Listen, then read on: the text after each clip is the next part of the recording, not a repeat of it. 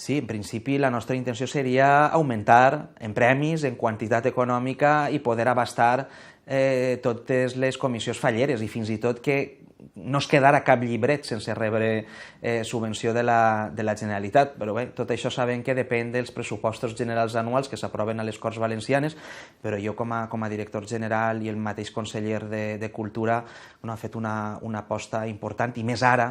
que les falles han estat declarades Patrimoni de la Humanitat, i això vol dir que els llibrets de falla i el valencià també pel que fa al llibret és Patrimoni de la Humanitat, i jo crec que l'aposta del govern i concretament de la Conselleria de Cultura per preservar el que és la riquesa del valencià en les produccions literàries i creatives ha d'estar garantida. Jo crec que els llibres de falla la garanteixen, però bé, sempre hem d'anar a més, i la voluntat és poder invertir i acompanyar més a les comissions falleres.